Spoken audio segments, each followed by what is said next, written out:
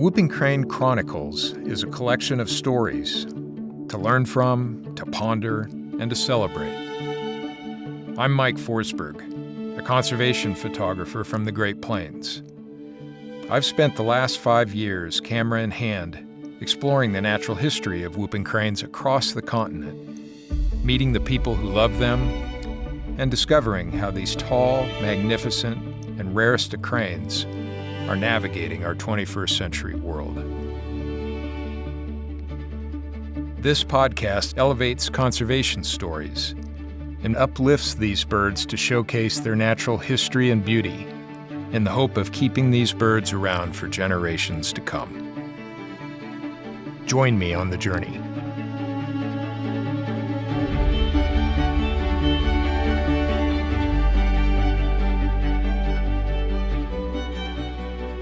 Welcome to the latest edition of Whooping Crane Chronicles, and this afternoon we are at the home of Kevin and Lori Sims at the Outdoor Kitchen.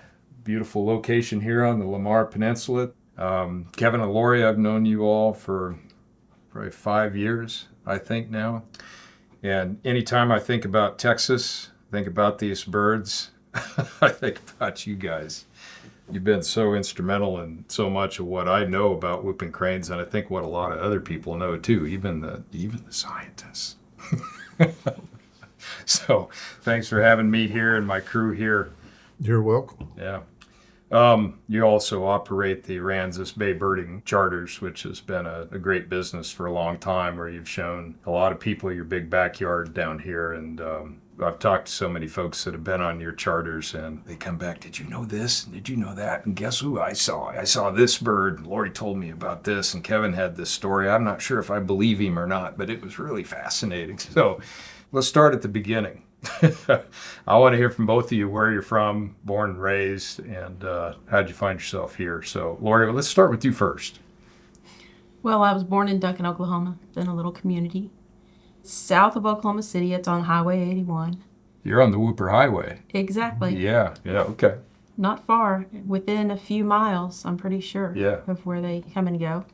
So I've been told. Yeah, right. And, well, just ended up here. Yeah. You know? You skipped a lot of the story there. Well, we'll circle back to it. Thank I'll you. probably get some of it out of Kevin. Kevin, where are you from?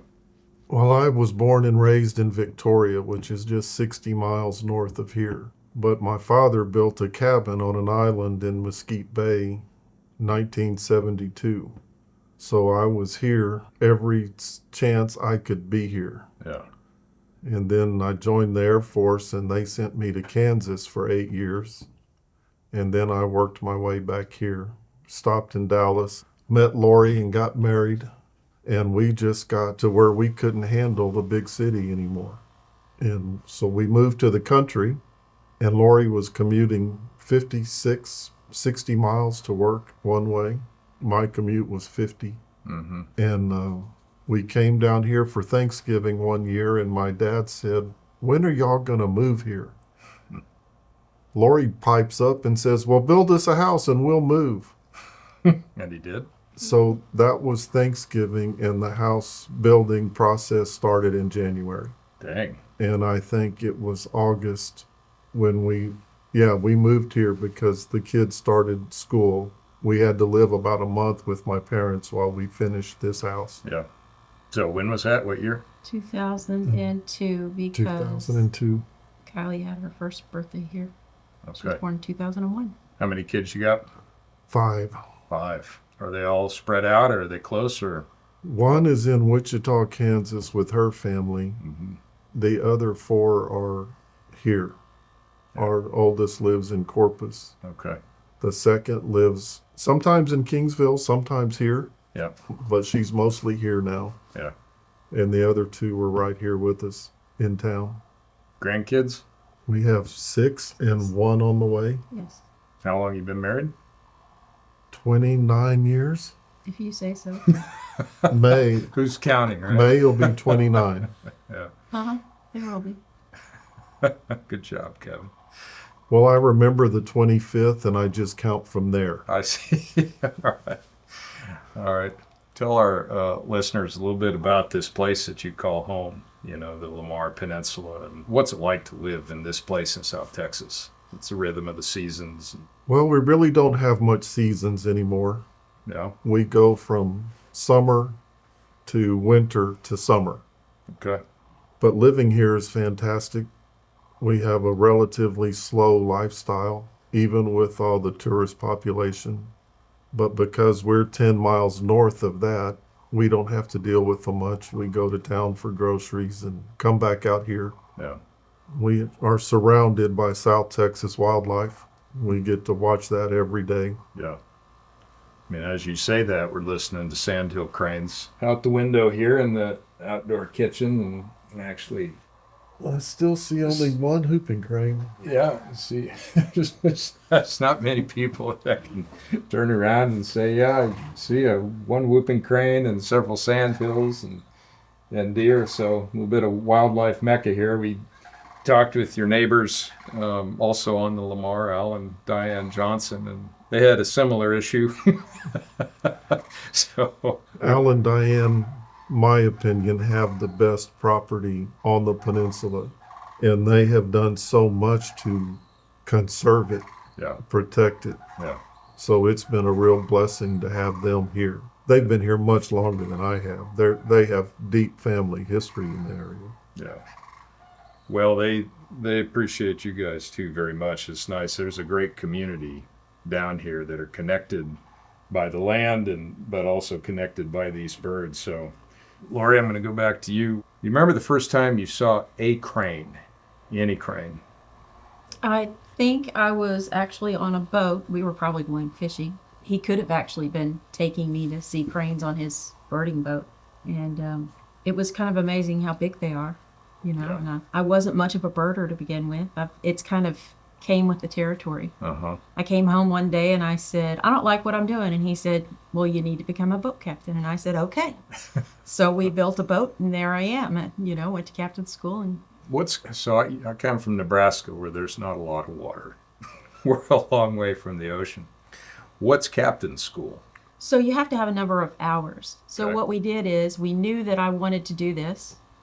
And I had a job, and I worked until the end of the school year because I was working at a preschool. Mm-hmm. And I told him I wasn't coming back.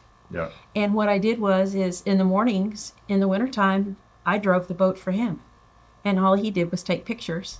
So I got all my hours in, over the series of how many ever months it was, a full season. And then I had been driving the fishing boat too for years.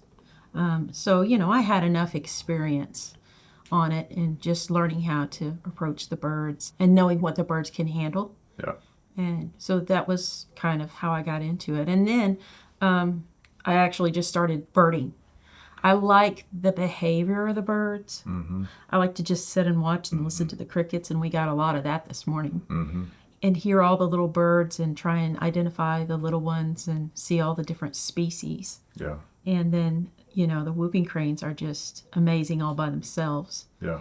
And all the different noises that they make, from the alarm call to the unison call to the, they cluck before they fly, and Right. the little chicks. Sometimes the chicks, when they get here, all they do is cheep, cheep, cheep, cheep. Mm-hmm. And it's cool to be able to listen to all of that. And the only time that they don't cheep is when their head's under the water. And sometimes when they're eating, they don't cheep, but it almost sounds like they're purring Yeah. in gratitude for the Yeah. food. So, Yeah. that's just some of the things that I like about the cranes. So we were out on a boat this morning with you and Kevin. We were on your new boat, and which is beautiful, by the way. Great ride. Thank you. My husband did that all by himself. Yes. Wasn't all by myself. Well, I've been out with you all many times now, and I was telling Mariah and Carlee, our producers on this podcast, who are also out there, that this morning was probably among maybe the top 5 that I've been out with you. I mean, we saw a handful of whooping cranes. We maybe saw a dozen, I suppose, over the course of the few hours we were out. But it was just so quiet. It was one of those rare days where there just wasn't hardly a drop of wind. And then we did see all these other birds. And then, Lori, you whistled in the dolphins. Seemed like you got a certain talent for that. And it's almost unbelievable when we call home and talk to our respective spouses and say what we did this morning. They're like, what? Really? You know, I mean, it's Shangri-La down here. Kevin, you've been doing this a long time. You've been guiding birding trips and fishing trips and all sorts of stuff. Can you talk a little bit about your business and how that started? And I'll try to catch you on that. When was the first time you saw crane? Oh, well, the business started because my father retired from DuPont. He was a workaholic and as a hobby started working on boats. Okay. He was taking care of my tour boat for the man that owned it. That man got basically fed up with the business and wanted out. So my dad called me one evening and said, you need to get to my house right now. So I go over and the man is there and wants to sell the boat. We made a deal that night and took over. So I didn't have a captain's license. So for the first, I'm going to say that was January, February, I had to pay another man to captain the boat. And I just went along as the guide. Mm-hmm. And then that summer, I went and got my captain's license. So by the next season, I had my license and was ready to go. And for the first few years, it was really tough. The only advertisement was print. Right. There was no internet, really. The internet was there, but when Facebook came along, the business boomed. People would come from all over the world, ride our boat, take pictures, go home and post those pictures. Yeah. And everybody wanted to know, where did you do this? Mm-hmm. So in just a matter of 2 or 3 years, the business just took off. Mm-hmm. I mean, it's probably like any business, the first 5 years, it did not even pay for itself. It probably took 10 years for it to start breaking even and begin to make a little bit of money. What kind of people have you had over the years? What's your typical clientele? And then maybe some of the margins that are less typical. So the bulk of our business is very serious amateur photographers. We have a handful of professional photographers that lead workshops. Mm-hmm. And actually make their living with their cameras. But the bulk of it is very serious amateur photographers. We get maybe 10% of the business is birders, mm-hmm. But they are the true birders. They want to see the environment. They want to know the environment. They're happy to sit and watch a seaside sparrow for an hour. Right. We rarely get the checklist birder. So Lori has professionally been doing the charters half the time I have. She's a much better birder. She knows the birds. She knows some of their calls. She knows where to find a rail. Yeah. So a customer will say, hey, I want a clapper rail. I'll call Lori. Where am I going to find one of these? Mm-hmm. Lori, you take pretty copious notes, don't you? I do, regarding the cranes. Yeah. So I don't know why. I thought, you know what? I probably need to document this so that I know who I've seen and what the colors are, if they have bands or if they don't. So I know the territory. I know where to find birds. So I can tell you if a bird belongs there or doesn't belong. Mm-hmm. And so that's really great in the fact that when we're on the bird, if I know it's not supposed to be there, I know that there's probably going to be a battle. It's the same territory every year. And I've seen some pretty fierce battles between the same birds that have had that same territory. And they want it, they want it 30 yards more. And the other one says, no, you can't have that 30 yards and pushes them back. And that always helps so that you can prepare the customer for, okay, this is what we hope is going to happen. Yeah. Or get ready, they're going to fly. Yeah. Or, the cool part is when you can tell them, okay, be still like a statue because I think that these birds are actually going to walk to the boat. Mm-hmm. And it's really great, but sometimes they have such a big lens they get their cell phones out. Right. Yeah, I've done that too. Lots of those charters. I bet you two have spent more time observing these whooping cranes down here in Texas day to day. Probably put in more hours than anybody else ever has, ever. That's probably been like one of the longest citizen science projects on whooping cranes, which is really, really cool. What can you tell us about these birds? When we say whooping cranes, what does that mean to you, and what stories do you have about some of these birds that you care about? So for me, like my father built the cabin in 1972. I was 6. At that time, there were 56 whooping cranes. And every year, at that time, they came in September. By October 15th, they were here. Wow. And when was this, Kevin? What? 1972. 72. Back when we actually had winters. So every year, the first time we would see a whooping crane, Dad would stop the boat and point them out, say, look, here's the cranes, they're endangered, and tell us about them. And my attitude was, okay, Dad, it's a bird, let's go fishing. But that's where my birding started. The cabin during the spring, it's one island off of the barrier island. Right. So the migrants would come in, and if the north wind hit, they would fall out and land on the island. Yeah. My mother had her binoculars, and she knew the birds and would point them out and tell me. And All the different species, right? Yeah. Yeah. A lot of these neotropical migrants, I mean, all manner of birds. and her favorite, like most people, was the painted bunting. Of course, yeah. So that's where I got started in the birding aspect. I still say, had I known people would pay for me to take them out to show them birds, I never would have left home. Yeah. Well, you came back. Yep. Yeah. Several years ago, when I was just starting the book project, the first whooping cranes I saw in Texas was with you, Kevin, out on the boat with a family of birds. 2 of the 3 has bands on them. Actually, I think all 3 of them had bands, Mom and Dad, and then the chick. I didn't know much about the telemetry project that the scientists in Canada and the U.S. were working on. I learned a lot about that in these last 4 or 5 years. But I'll never forget the time, one of the birds that I saw early on was a bird you called Red that had white, red, white band on it. And we started talking about that, and I could tell that was a bird both of you cared a lot about because it frequented your place here. And then I believe, Kevin, you said, well, Lori's got a carved sculpture of that bird made out of balsam, I think, that a friend of you gave. And then you walked right out and, and you held that in your hands. That was cool. I do have it. Can you tell me a little bit about that bird and your relationship with that bird? Well, they were banding.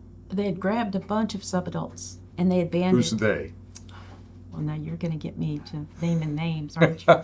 Our mutual buddy, Dave Brandt, who Yeah. works for USGS and was one of the crane trappers, guy that would come out and trap cranes out here in the wintertime and put bands and telemetry on them. So, yeah. Right. Okay.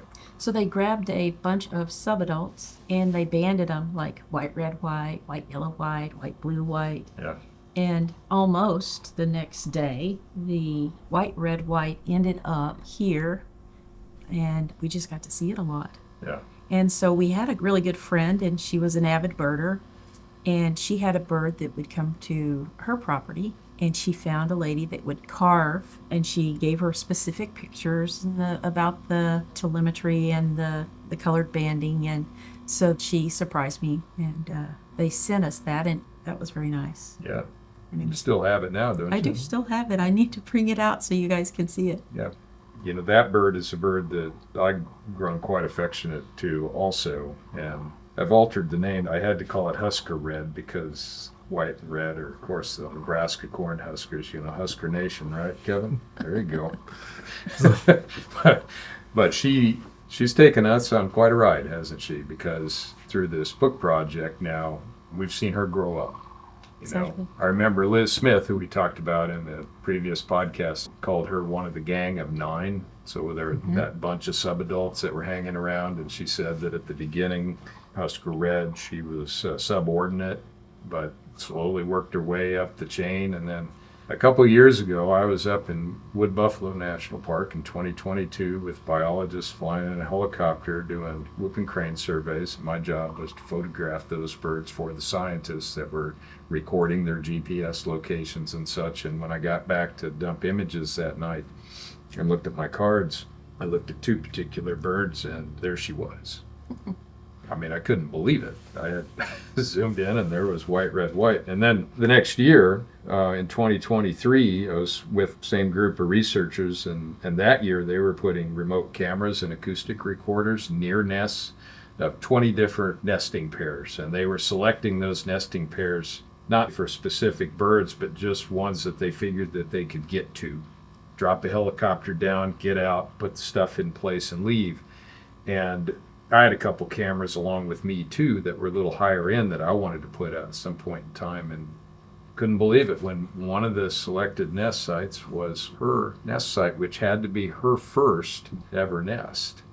And she and her mate, we put a camera out near their nest along with their research equipment, and that recorded her over a series of 30 days for my camera and I think 60 days for the stuff they put out, and she hatched 2 chicks. And one of those chicks was photographed with her and her mate at Quivira National Wildlife Refuge that fall. And then she ended up, for the first time, since you all have known her, she didn't come back to the Lamar. No, that was sad. And that's what I know was sad for you. But she was doing well out on Matagorda Island in a very remote area. And based on the telemetry, it was quite obvious that she was raising her chick out there. And man, what a great full circle thing. And you know, just the other day, well, I sent Kevin a text, a buddy of mine back up in Nebraska. We're down here in Texas, back up in Nebraska, my buddy Rick Rasmussen, who also was on a podcast episode. Rick photographed her and a group of birds on the Platte 2 days ago. So she's coming. Again, she didn't have any chicks with her this year, so she may end up in your backyard.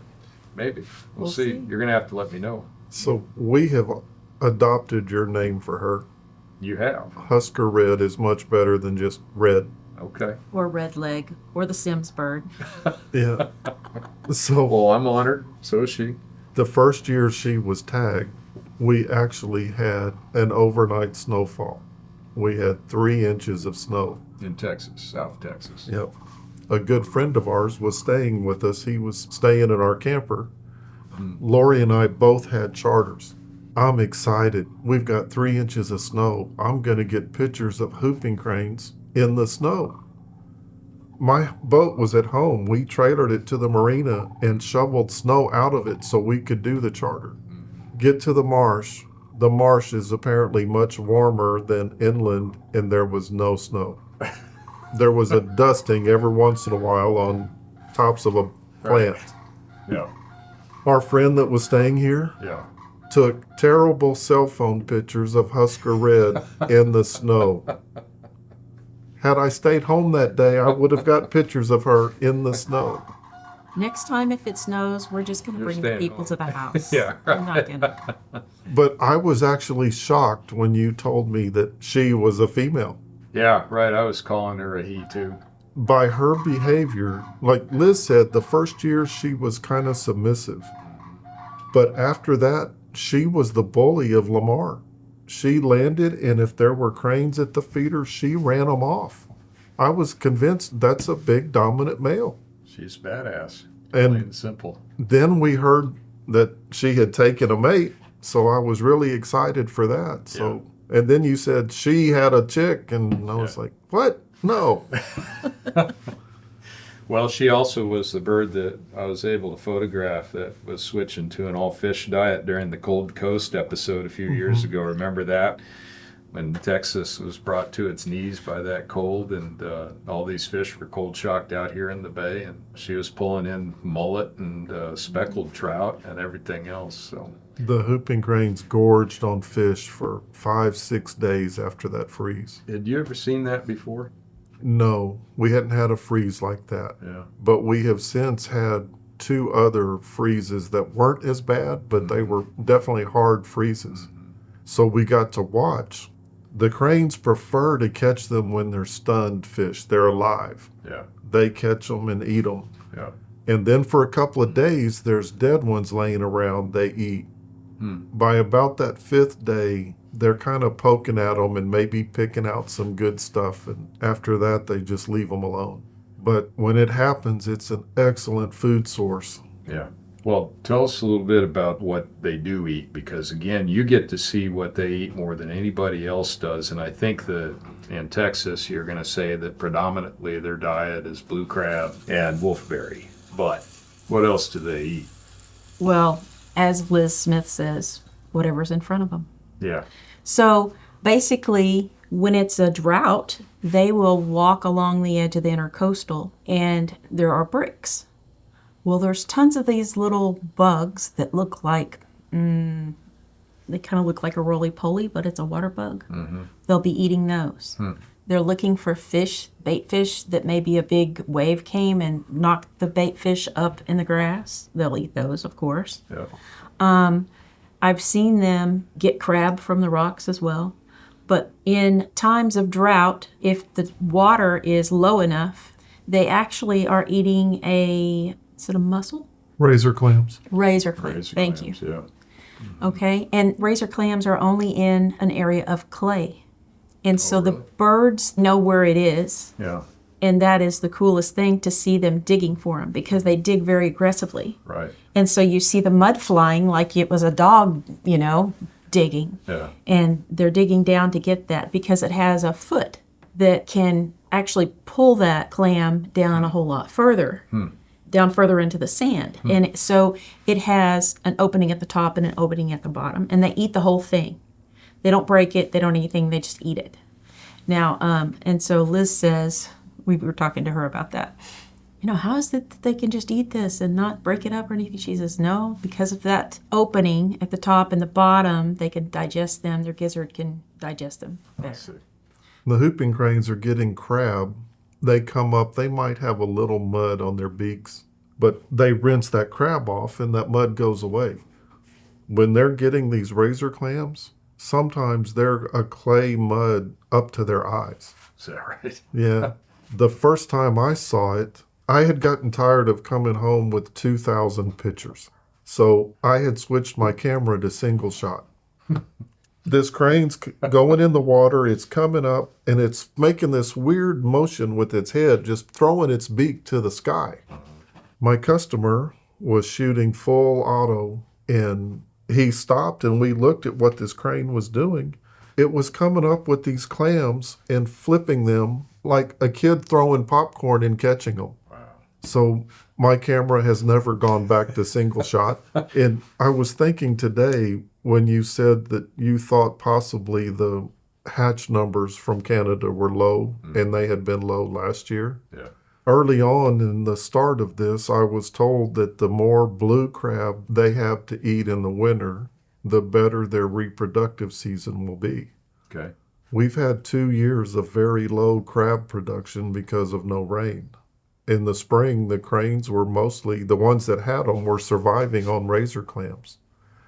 I'm curious if that is validating that diet affects their reproductive cycle. Yeah, that's a really good point, because when we were talking about that, I was just saying, well, drought up north on their summering grounds makes the nesting areas more accessible to overland predators. It stresses the birds out more. They have to go further to find food, that sort of thing. But I hadn't even thought for a second about the months prior and how the nutrients that they get, the nutrition that they get, is prerequisite to what happens to them up on the nesting grounds too. I mean, that's really interesting.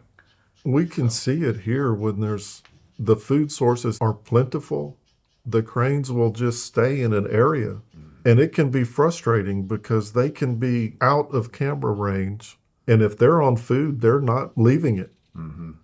And then you come to a winter like last winter, and what this one is looking like, those cranes are constantly walking. You'll see them every once in a while stop and grab something, but they're not just sitting in an isolated area eating what's there.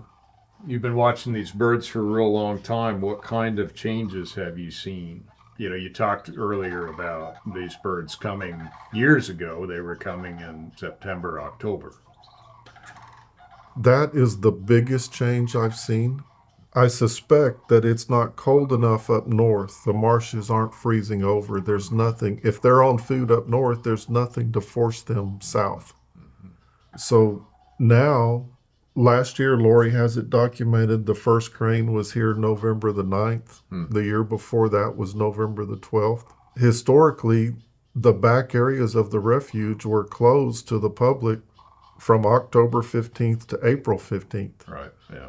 When I first started, we would have cranes show up late September. By October 1st of November, they were here. You would have cranes until mid-April. You could probably find some up until the 1st of May. Now we don't promise them after the 1st of April. Is that right? They're leaving earlier, huh? They're leaving earlier. Yeah. And that's some of the data. I think either I was wrong or it's changed. I was told that the cranes leave by the length of the daytime, the sunlight. Well, that can't be the case because they're leaving earlier. Yeah. I think maybe they're out of food, so they move on. And they catch the right wind. They catch the right south wind, man, in seconds. They are out of sight. What's that look like? It's really sad to watch because, I've been watching these cranes since November, and I'm not going to see them again till next November. But they will take off as a family unit and just spiral and kettle until they find the correct current that they're happy with. And if they find it, they are out. And I'm not a real good judge of range. Might be 3,000-4,000 feet up. You can barely see them. Yeah. The neat thing is, if they don't find that right current, they will come right back to where they left from. Lori, have you ever seen them come in the fall? Have you ever seen them drop out of the sky? I have seen some in flight. I wasn't home. I was at the fire department. And I look up and I hear the whooping crane call, and I'm thinking, what? And it was a family, and they were in flight. So I've seen them on their way here, and I've seen them leave. Yeah. Yeah, and I thought they were just flying to water, and nope. They just kept going and going and going and higher, and they were gone. How does that make you feel when they leave?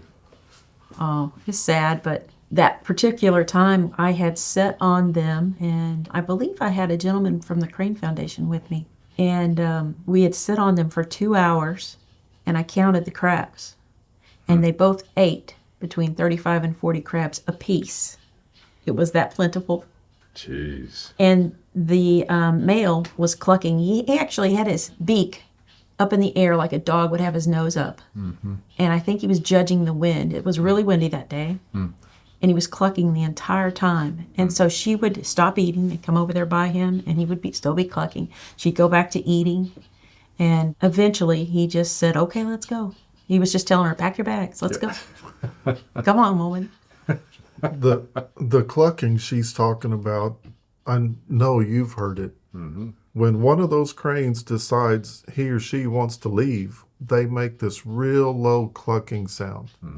And the more they want to leave, the more insistent that clucking becomes. Yeah. And it's always a lot of fun. We will have someone here that has been watching cranes for years and have never heard that sound. You almost have to have a morning like we had today, where there's no wind, there's no airboats, there's no disturbance. And you get to hear that, and then you get the leaning posture, and they're going. Yeah. It may be a short flight, or they may be going out of sight, but one of them has decided it's time to move. And twice over the past 2 winters, we have seen a colt initiate the flight. But it wasn't close enough to hear. And I'm curious if that colt makes any audible noises that he wants to leave. Well, I can tell you that they do. They do? Yeah. And there's all sorts of conversations that are going on that we haven't even begun to understand or explain. We know some of the ones that we can hear, but there's a whole lot of other stuff that's going on that we can't hear. And it's fascinating. These birds are fascinating. There's a bird that you guys have talked about before with me that we actually saw today. It's another bird that I think is probably pretty dear to both of you. It's gray-green. Would you talk about gray-green a little bit? So I think it was 2012, the lobstick pair had finally not returned to their territory. And this is a pair that's sort of historic in whooping crane lore. They were here a long time, right? Right. My understanding is that he died at 33 and she at 35. Mm-hmm. So after he passed, she returned with a mate for a couple of seasons. Mm-hmm. And then all of a sudden they were gone. And the lobsticks had a double territory, double the size of anybody else's territory. Mm. When they didn't come back, there were 9 cranes that battled for that territory. And finally, gray-green and his mate, and green-yellow and his mate, they divided the territory in half. If one of them encroached the slightest amount, it was a battle. They ran them back into their territories. So we had a whole winter of watching that. The next winter, both pairs returned with colts, and the battles were more pronounced because they protecting their territory. The following year, green-yellow did not return with a colt. Gray-green did. Green-yellow would allow them, gray-green and his family, into their territory. They did not run them a bit. The next year, it was the opposite. Green-yellow had a colt, gray-green didn't. Gray-green would allow green-yellow into his territory. He hooped and hollered, but he never actively ran them off. And my experience, it's unusual for the males to feed the colts. Both those pairs, gray-green and green-yellow, were very good about feeding the colts. Yeah. You had said that with gray-green, you had called him a doting father of sorts, right? Yeah. And we got to watch that. I got to see that time and time again with him. I have seen other males peck at the colts. If this male has a crab and the colt's trying to get it, I've seen them peck at them to drive them back. Gray-green and green-yellow were not that way. They shared food with them. We see talk a lot about the birds and their behaviors. I also know there's a lot of challenges for these birds, and there's a lot of frustrations you have, and some of the conflicts that arise with these birds being down here on the coast. In your mind, what are some of the challenges that these birds face today on their wintering grounds? There's the environmental challenges of the drought, lack of food. The biggest man-made challenge is human intrusion into their territories. The tides are higher than they've ever been, and boats are now capable of operating in 3 to 6 inches of water. So we have boats that are intruding into whooping crane territory. To do what? What are those boats doing? Fishing. Okay. And then we have the airboats that can run across grass. This is our biggest contention. Not only do they push cranes off of habitats and territories, Liz has told me that when that airboat crushes a wolfberry plant, that plant will never produce again. If we were able to just fly a drone over the refuge, which we can't, it's not legal, you would be able to see that the marsh looks like roadways. Like tracks in the sand, right? Right. And straight down, yeah. Nature does not do a straight line. Yeah. If you could get above this and see it, there are airboat highways through the marsh. Mm-hmm. And it's not a few yards or a few hundred yards, it's miles. And there apparently is no ready solution to solving this problem.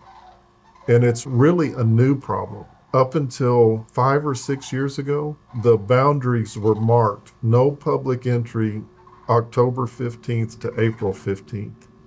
And the airboats respected that. Nobody went back there. And then for some reason, one day they found out that they could go back there, and there's no stopping them. Is that illegal? Go back there? In my opinion, it is. According to the Texas GLO, they own the marsh to the high tide mark, which keeps getting higher. Whose definition? Where's the high tide mark? Where's that line? Right. GLO says they own the land and the federal wildlife cannot prohibit anybody from going on it. If it's a navigable waterway. So in other words, if it's a high tide it's and an airboat goes in there and then he thinks, well, I can't get out that way and I'm not going back. I got no reverse. He just goes over some marsh. Right. And then as soon as he does, that erodes. To be fair, had the airboat stayed in the natural waterways, it would not be as big an issue. But they have now created their own waterways. Through repeated use. Right. And for me, it's a big problem. The black mangroves have started to encroach on whooping crane territory. There's areas they have choked out the territories.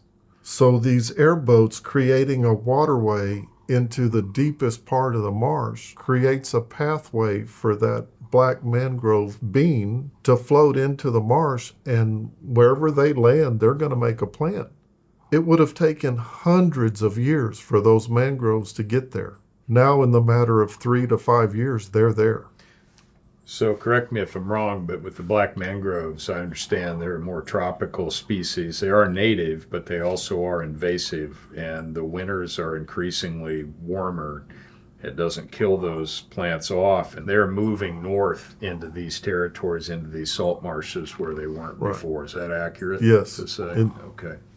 So my understanding from botanists is once the plant is established and healthy, it takes 3 days of temperatures in the teens to kill it. When that happens, we have a tremendous fish kill. Yeah. But it does knock the mangroves back. It really hurts them.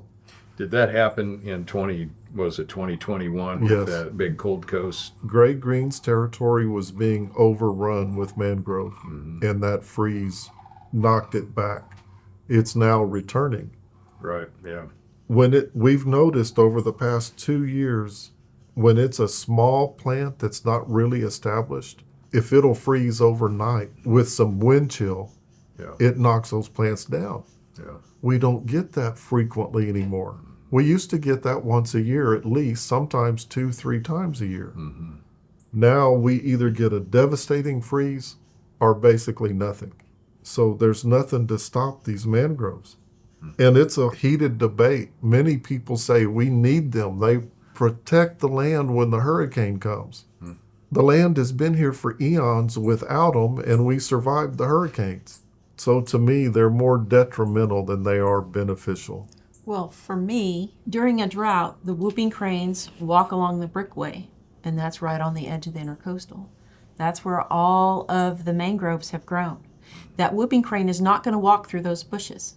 He's 5 foot tall. Those bushes can be 5 foot tall. The bushes can be so close together. He's got to have that running space. Yeah. If there was a coyote in there, he has to have that running space to run through the marsh or run through whatever to be able to take off.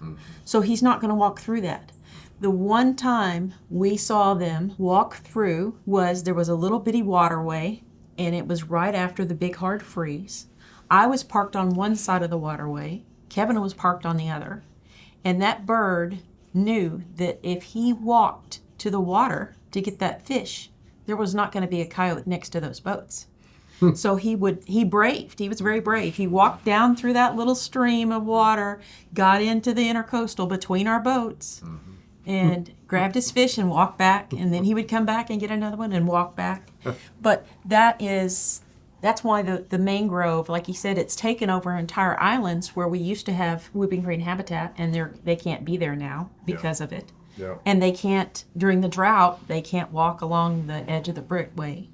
And they were talking about replacing that brickway with some other type of matting. And I said, well, they use that for a food source. Yeah, they've adapted to that, haven't they? Right. They hunt for those bugs in there and eat that. Yeah. Things like that we've watched, we'll tell a scientist or somebody about it, and they've never seen that behavior. The mats she's talking about are concrete block with it's a mesh. There's probably a 4-inch hole in the center of each one. We have a little crab, I call them fiddler crabs. I'm not sure what their real name is. They alternate between the water and the land, and they live in those bricks. Before the mangrove, the cranes would walk along the edge and reach down and grab those crabs out of the bricks. Now they can't get there. That's the first place a mangrove can land, and when it lands, it makes a tree. The bricks are there because this is the intercoastal Yes. waterway. Can you describe the intercoastal waterway to folks in a nutshell, what that is? Well, this is not the original intercoastal waterway. The original intercoastal waterway went through a series of bays, and with the size of everything that it is now, really what they did was they drew a straight line through whooping crane territory and they dug it. And because they dug it, they had to put something, because it kept eroding and eroding and eroding, because it was not natural. It was not a natural edge. So they put the mats, that's the same matting that's along the Mississippi. You know, they're 5 or 6 blocks wide and then 40 feet long. It's 8 feet wide, 40 feet long, and weighs 10,000 pounds. It is a very effective erosion control. So they're all linked together, and they had a crane come in and put them in. And so that's the intercoastal as I know it now, not as he probably. The section she's talking about, the dredging, happened in 1951. They took out what is now the heart of whooping crane territories. But in 1951, I don't know the numbers, but probably 30, 40 cranes maybe. Yeah, probably 30. Yeah. Not many people Yeah. knew of them. They didn't realize they were hurting an endangered species. Yeah. And the intercoastal waterway is a big transport corridor. It's like a highway. You can take it from Brownsville, Texas to Lake Erie. You can turn at New Orleans and go up the Mississippi, work your way all the way to Chicago, Minneapolis if you want. Yeah. And what are we transporting in that intercoastal waterway? A lot of chemicals. Almost every chemical barge you see will be labeled benzene. I have been told by deckhands on the barges, benzene is so hazardous that once a barge carries it, it carries the label forever. I see. The guy told me it could switch to carrying ice water and it's still going to carry that benzene label. What's benzene used for? It is industrial solvent. It's used in almost every product we have, what I've been told. They bring it from the refineries in Corpus and they take it north to the manufacturing plants in Port Lavaca, Victoria. We see some of the same barges in Galveston. Mm-hmm. And I know the refuge's biggest fear is one of these barges rupturing. So I've been watching these barges all my life.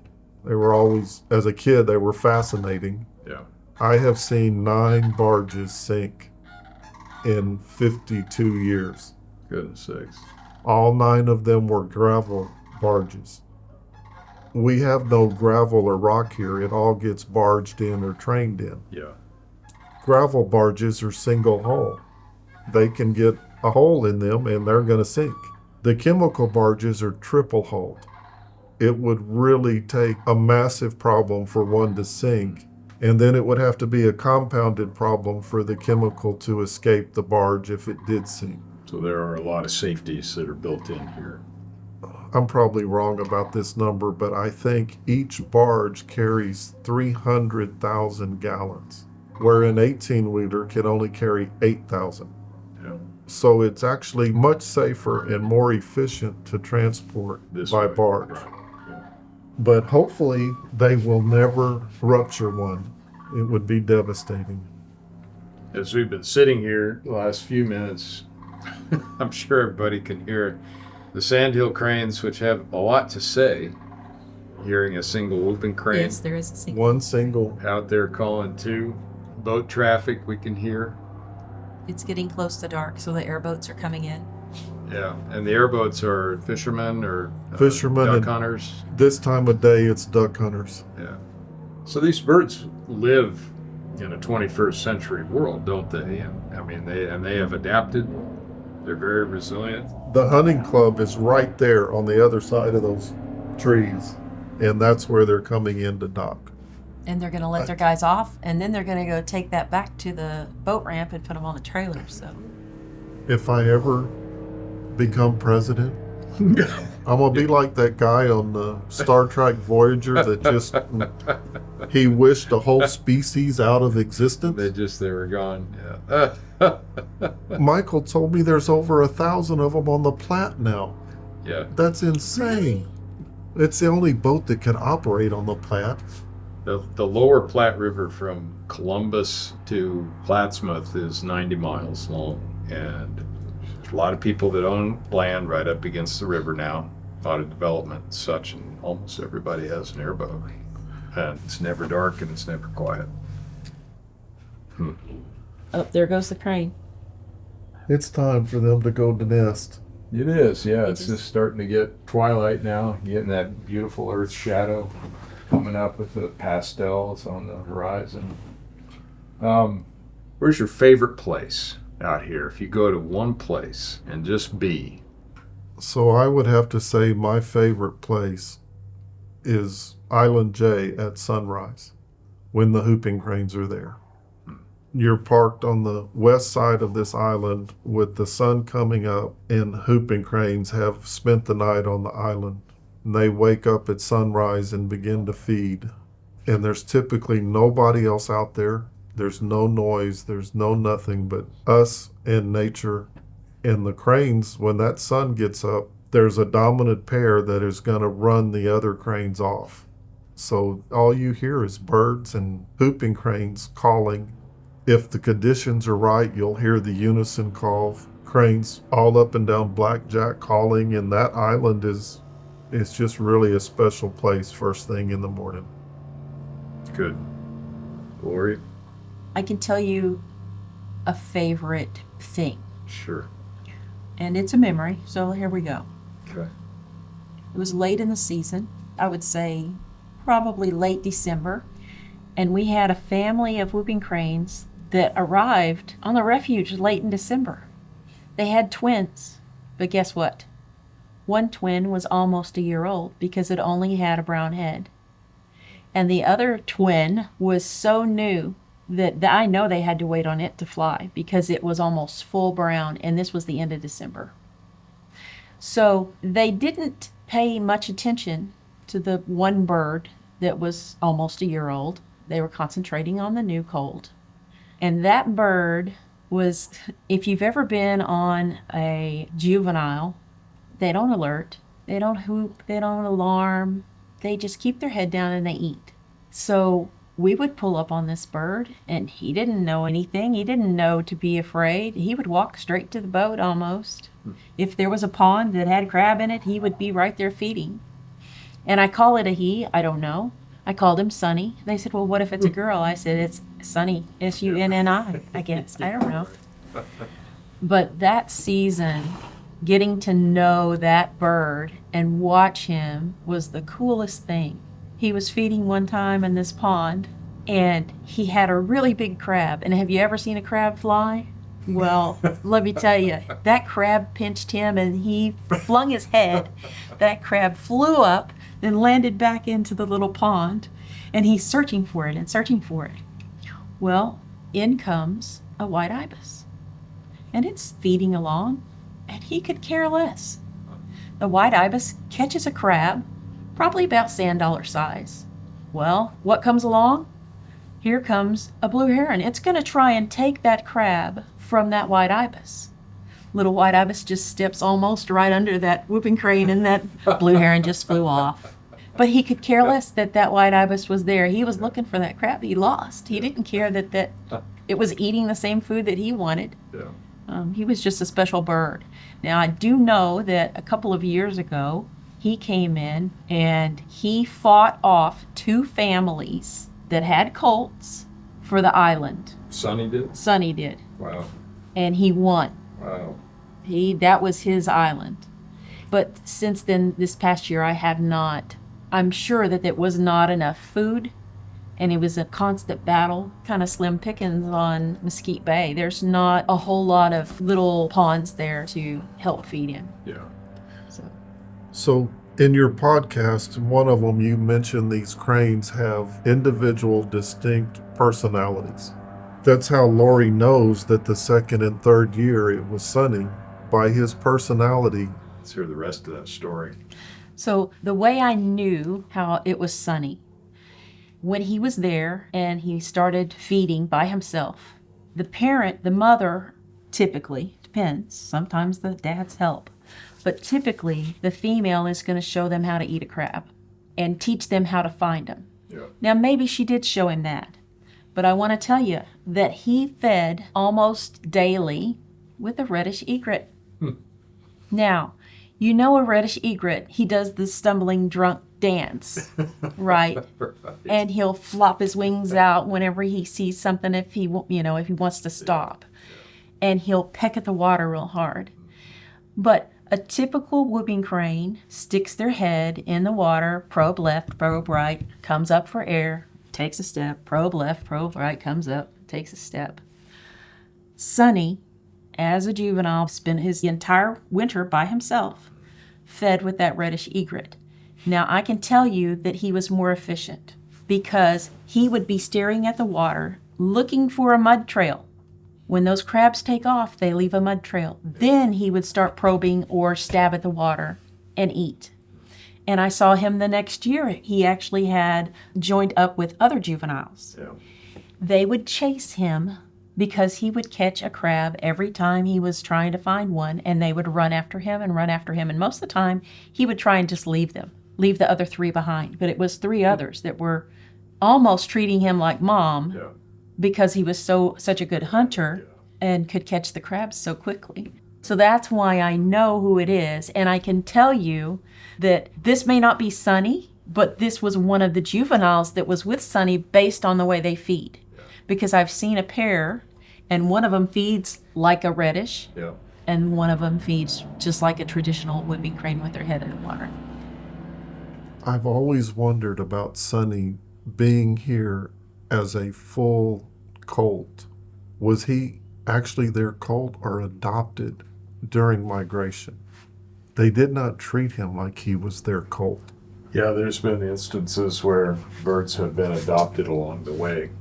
And there's an instance that we'll have to go back and really look hard at the telemetry from a couple of years ago, but there is a family of birds on the Niobrara River in northern Nebraska that stayed into mid-December. Super cold. And the mom was not the mom of the chick that they were with. And they know this because they knew the territory where the chick came from that they banded up in Wood Buffalo, and they knew the territory of the mom that already had a band, and they were not even in the same watershed. But somehow they hooked up together along the way with an unbanded bird, and then stuck together all the way down here to Aransas and actually migrated back north together the next year. Oh, that's cool. So it happens, just like us. So Well, we touched on it briefly in the beginning with Al and Diane putting their land in a conservation status, in easement. The state has bought the land by the big tree. I know for a fact that land was going to be developed. I worked for the man that was gonna develop it, and fortunately the banks turned him down, or there would be 30 houses on that property. right. So from there north has all been protected. Yeah. It's all excellent whooping crane habitat. Fulton south all the way to Aransas Pass, and from Aransas Pass to Ingleside is almost 100% developed. How much land is that? How many miles is that roughly? Probably 35. Yeah. You're never really out of it, are you? And what has not been developed is because it's in a severe floodplain. I see. And they will eventually, somebody will build stilt homes or fill it in and put homes on that land. So fortunately, there are people that care and have bought tracts of lands. Basin Estuaries Foundation has bought tracts of lands and put it in status that it'll never be developed. We're very fortunate to have those organizations and people like Al and Diane that are willing to put acres and acres into conservation status. What about this pasture over here? I'm just curious. So this pasture is 80 acres. The Crane Foundation was going to buy the property and protect it. There was a deal made for several $1,000,000. Shortly before closing, the owner said, no, we want more. They could have Not just a little more millions. And the Crane Foundation, my understanding, they found another donor that upped the ante to like $5 million. And the owner said, no, we want more. It's just pure greed. And I hope this is correct. The man that lives 2 houses up, he teaches landowners to convert their property from livestock to wildlife. He says because the whooping cranes have made this a habitat and it's so well documented that no developer will ever invest in it. The remediation or whatever will be so harsh that they can't make any money. I hope that is true. These birds hold a little bit of power then, don't they? Yeah. The current owners at one point were going to put 50 houses on that property. That'd have changed it here forever, wouldn't it? Yeah. Oh, yes. Yeah. And what happened when this big development near Goose Island State Park came in? Before that, Lamar had 24 cranes. Since then, we've had 11, maybe 13. It's a big housing development, lots of money. All of that just cut our crane population in Lamar in half. So just think about how many cranes have had to go out there and fight for more territory. Yeah. I mean, it's great that they're expanding way out, but that also could be part of the cranes that are further north now. Yeah, right. The area she's talking about, before that 200 acres was clear cut, there was a family of cranes that it was, I guess, their territory. We couldn't go in there to see them. It was all private and it was pretty overgrown. You couldn't just go in there. But that family fed on the shoreline. They would come out into the bay and you could sit in the bay and watch them feeding on clams and crabs with this beautiful background behind them of Oak trees. oak trees.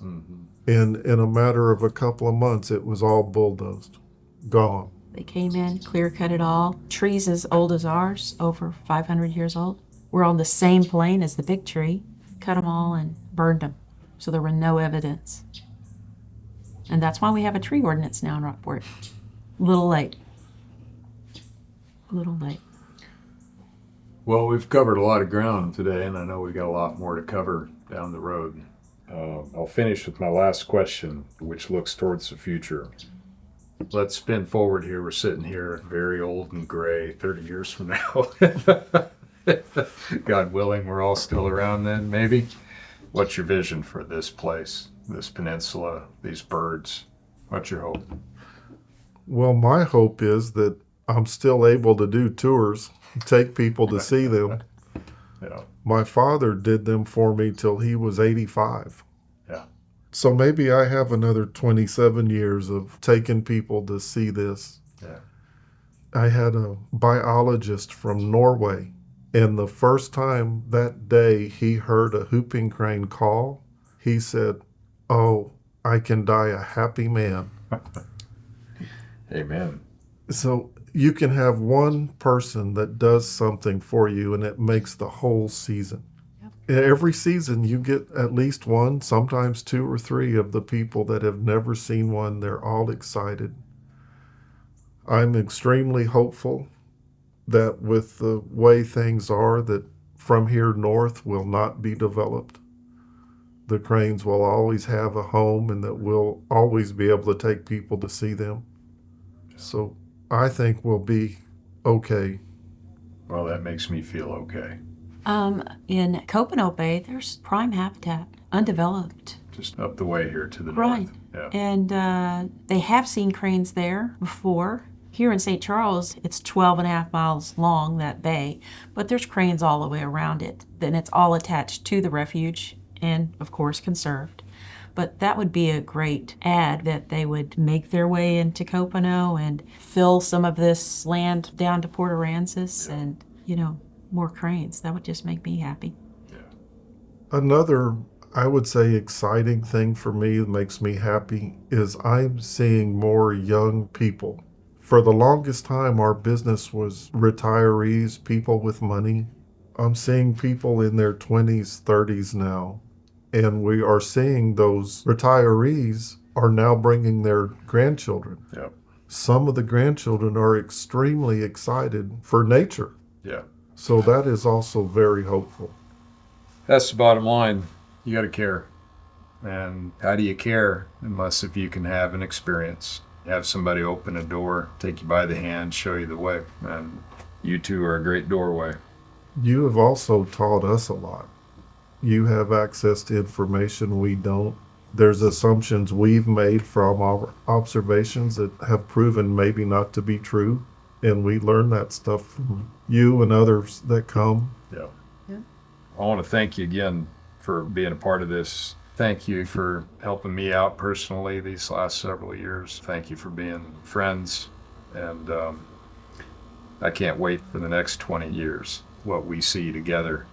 You guys keep going, all right? And thanks again for being part of the show here. Yeah. And it was an honor having you. Thanks. Well, I think we are going to have some fish, and I think we're going to have a beer or two. And maybe some oysters. And maybe some oysters. I hear rumor of that. I need to go turn fires on.